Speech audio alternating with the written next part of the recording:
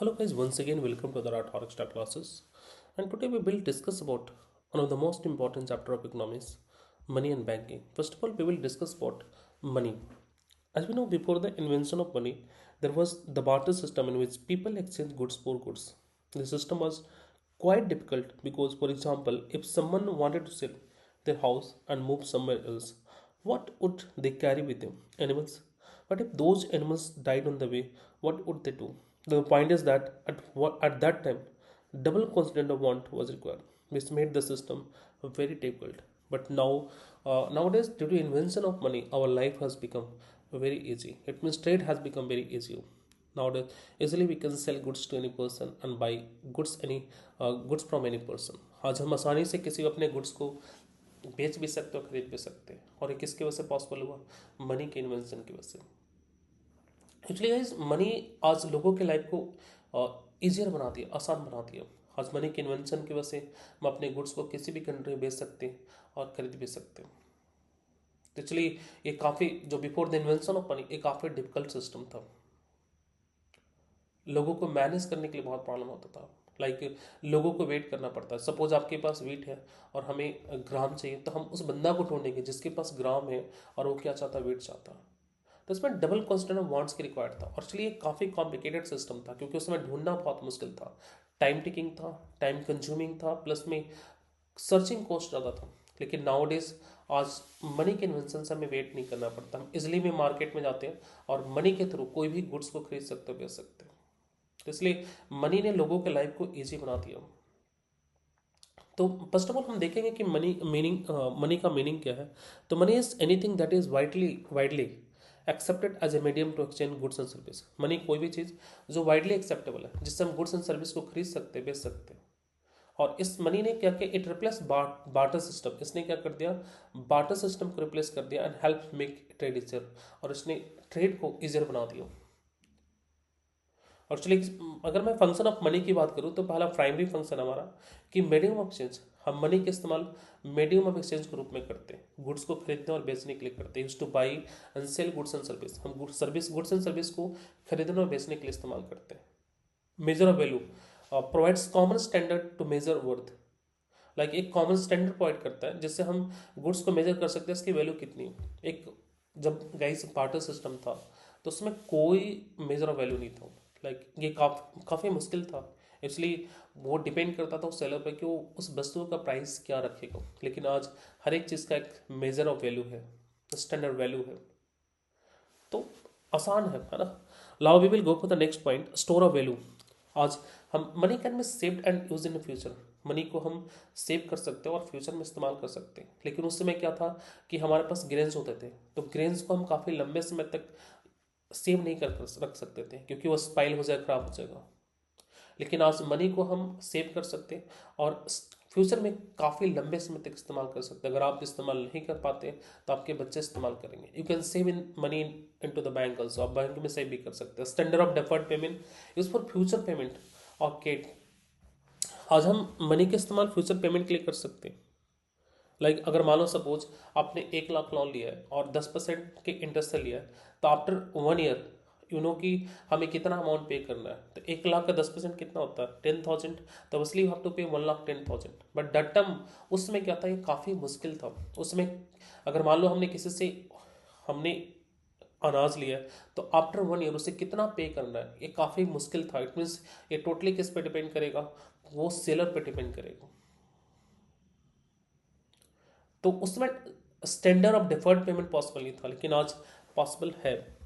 Now हम secondary function की बात करेंगे कि सेकेंडरी फंक्शन ऑफ मनी में transfer of value. Money is portable and easy to transfer. Money क्या है, पोर्टेबल है और इजी टू ट्रांसफर है। हम मनी को कहीं भी ट्रांसफर कर सकते हैं। Basis of credit allow lending and borrowing on trust. हम मनी को लेन कर सकते हैं, बोरो कर सकते हैं ऑन ट्रस्ट पे। Liquidity money is the most easily spendable assets. एक तरह के इजिली स्पेंडेबल असेट्स है। हम कहीं भी इसको ले जा सकते हैं और पैसे में कन्वर्ट कर सकते हैं। और stability help maintain stable price in the economics. ये क्या करता है, स्टेबिलिटी है, ये हमें इकोनॉमी में स्टेबल प्राइस रखने में मदद करता है। तो गाइस कहने का मतलब है कि मनी जो है हमारे लाइफ को ईजी बना दिया।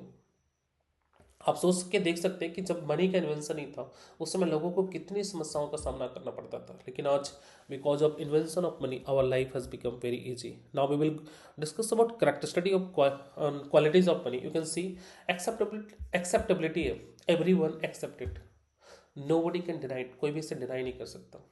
ड्यूरेबिलिटी है, लॉन्ग लास्टिंग, आप मनी लंबे समय तक चलेगा. Portability, easy to carry, it means like easily you can carry money anywhere, आप कहीं भी आसानी से मनी को ले जा सकते हो. डिविजिबिलिटी है, can be divide into smaller unit, money को हम स्मॉलर यूनिट में डिवाइड कर सकते हैं. अगर मान लो कि आपके पास 500 का नोट है तो हम उससे smaller unit 100 rupees, 50 rupees, 20 rupees, 10 rupees, 1 rupees, तो स्मॉलर यूनिट में डिवाइड कर सकते हैं. और उसके बाद इसको स्टेबिलिटी ऑफ वैल्यू है, does not lose value quickly, और अपना ये वैल्यू क्विकली लूज नहीं करता. और रिकॉग्नाइजेबिलिटी की बात करें, easy to recognise and difficult to fake, मतलब ये इसलिए रिकॉग्नाइजेबल है और ये फेक मुश्किल होता है, डिफिकल्ट टू फेक. ओके, आगे हम बात करेंगे टाइप्स ऑफ मनी की, कि एक हमारा कम्युनिटी मनी होता है. Community money has its on value, जो कम्युनिटी मनी होता है उसकी खुद की वैल्यू होता है, जैसे गोल्ड और सिल्वर. एक कौन सा मनी है? कम्युनिटी मनी है. और people accept it because the metal itself was valuable. इस पीपल जो इसको एक्सेप्ट करते थे कि जो गोल्ड और सिल्वर होता था उसमें खुद वो वैल्यूबल होता था और होता भी है ना. तो फिएट मनी की बात करें, फिएट मनी जो होता है, notes and coin we use today, आज जो हम नोट्स एंड कॉइन यूज कर रहे हो कौन से मनी होता है? फिएट मनी होता है. No value of its own, इसकी खुद की वैल्यू नहीं होता, but accepted because the government authorises it. हम इसे एक्सेप्ट करते क्योंकि गवर्नमेंट इसे ऑथराइज करता है, तो इसलिए इसको नाम क्या है? फिएट मनी है. Now I will go for the next types of money. Representative money, you can see here representative money, paper or tokens that can be exchanged for valuable goods. एक तरह का पेपर होता है, token होता है, जिससे हम वैल्यूबल गुड्स को एक्सचेंज कर सकते हो. मतलब उस पेपर और टोकन्स को हम वैल्यूबल गुड्स में एक्सचेंज कर सकते हैं, लाइक गोल्ड वगैरह. तो वर्थ लाइक एक तरह का work like a promise note, एक किसकी तरह काम करता है? प्रॉमिस नोट की तरह काम करता है. तो एक टोकन है और उसके थ्रू हम वैल्यूबल गुड्स को खरीद सकते हैं, गोल्ड वगैरह खरीद सकते हैं. बैंक मनी भी होता है, money kept in the bank account, जो बैंक अकाउंट मनी होता है उसे हम क्या बोलते हैं? बैंक मनी बोलते हैं, क्रेडिट मनी बोलते हैं. उसी को बैंक मनी को हम क्रेडिट मनी बोलते हैं. Can be use with cheques, debit card, credit card. उसको हम डेबिट कार्ड से, क्रेडिट कार्ड से और चेक से इस्तेमाल कर सकते हैं. अगर मैं बात करूँ सप्लाई ऑफ मनी की, तो सप्लाई ऑफ मनी का मतलब total money available in the economy is called the supply of money. जो इकोनॉमी में टोटल मनी होता है वो हमारा क्या है? सप्लाई ऑफ मनी है. इंक्लूड्स करेंसी नोट, इसमें क्या क्या इंक्लूड होता है? एक तो करेंसी नोट से, क्वाइन है एंड डिमांड डिपॉजिट है. Measure as M1, M2, M3. तो M3 being broad money including all, जिसमें क्या होता है? सारे इंक्लूडेड होते हैं. जो नेक्स्ट टॉपिक हमारा इवोल्यूशन ऑफ मनी, तो आपको गाइस बताया था कि before the invention of money there was barter system, और एक्चुअली आफ्टर दैट क्या आया? कम्युनिटी मनी आया. उसके बाद मेटलिक मनी जैसे गोल्ड सिल्वर, फिर उसके बाद पेपर मनी, उसके बाद प्लास्टिक मनी, अभी केट, डिजिटल मनी आज नाउ और वी आर मेकिंग, है ना, like we are making online payment, तो आज डिजिटल मनी, मोबाइल पेमेंट. तो इंपॉर्टेंस ऑफ मनी अगर मैं बात करूँ तो money has made our life easy. अगर मैं इसकी इंपॉर्टेंस की बात करूँ तो फैसिलिटेट्स बाइंग एंड सेलिंग, ये हमें बाइंग एंड सेल करने में मदद करता है. Help specialisation by avoiding barter problem, इसने हमें हेल्प किया बार्टर प्रॉब्लम को रिमूव करके. प्रोमोट्स इकोनॉमिक ग्रोथ, यहाँ तक कि हमें इकोनॉमिक ग्रोथ को भी प्रमोट करते हैं. Helps government collect taxes and spend, यहाँ तक कि गवर्नमेंट को टैक्स कलेक्ट करने में मदद करता है और स्पेंड करने में मदद करता है. Notice advantage की अब मनी overcomes limitations और barter like double constant of wants. इसने डबल कॉन्स्टेंट ऑफ वांट को हटा दिया. Makes trade easier and faster, इसने ट्रेड को इजियर और फास्टर बना दिया. इनेबल सेविंग इन्वेस्टमेंट, यहाँ तक कि हमें सेविंग और इन्वेस्टमेंट को भी इनेबल कर दिया. तो मनी के एडवांटेज है. Helps in economic calculation and planning, आज हम इकोनॉमिक कैलकुलेशन करने में, प्लानिंग करने में क्या करते हैं? मदद करता हूँ. तो गाइस जो ये मनी था काफ़ी हेल्पफुल हुआ. अगर मैं बात करूँ प्रॉब्लम ऑफ बार्टर सिस्टम के, तो क्या था हमारा? सबसे पहले डबल कॉन्स्टेंट वांट्स था, lack of common measure of value था, डिफिकल्ट टू स्टोर वेल्थ था, इनएफिशिएंट एंड टाइम कंज्यूमिंग था. Now we will discuss about this topic in detail. You can see here barter system होता है. What is barter system? Okay, तो barter system is a way of trading where people exchange goods और service directly without using money. Barter system क्या था? एक वे था of trading था, वे of trading है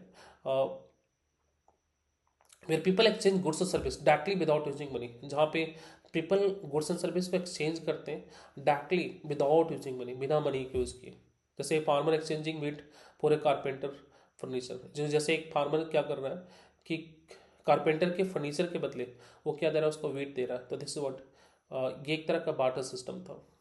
एक्चुअली इसमें जो मेन कंडीशन था कि double consent of wants, both people must want what the other has. और एक्चुअली अगर मैं इसके ड्रॉबैक्स की बात करूँ, क्या कमियां थी इसके अंदर, तो डबल कॉन्सेंट ऑफ वांट्स था। Both parties must want each others goods which is very difficult. दोनों पार्टी को एक दूसरे के गुड्स की जरूरत होना चाहिए था, और ये काफ़ी डिफिकल्ट था। No common measure value, no fix way to compare the value of two goods. Actually कोई फिक्स वे नहीं था कि हम दो गुड्स को कैसे कंपेयर कर सकते हैं। आज हमारे पास एक तरह का कॉमन मेजर ऑफ वैल्यू है। इट मीन्स लाइक हर एक चीज़ की एक वैल्यू है कि भाई इसकी प्राइस कितना होगा। उसमें ऐसा नहीं था, इंडिविजुअलिटी ऑफ गुड्स था। Some goods can be divided for exchange, some goods can not be divided. It means आज हम उसमें क्या था कि हम गुड्स को डिवाइड नहीं कर सकते। और डिफिकल्टी स्टोरिंग वेल्थ, यहाँ तक कि वेल्थ को स्टोर करने में काफ़ी डिफिकल्ट था। गुड्स में spoil I can not be storable, उसमें अगर हम स्टोर करते तो गुड्स क्या हो सकता था, स्पाइल हो सकता था और लंबे समय तक चल नहीं सकता था। Lack of standard deferred payment, buying and like buying now and paying later is not easy. उस समय क्या था कि बाई करना और पेमेंट करना काफ़ी ईजी नहीं था माइंड में। Lack of standard deferred payment था। एक्चुअली इट डिपेंड किस पे करता था कि बंदा कितना डिमांड करेगा। तो complex transaction become difficult, barter can not handle complicated trades.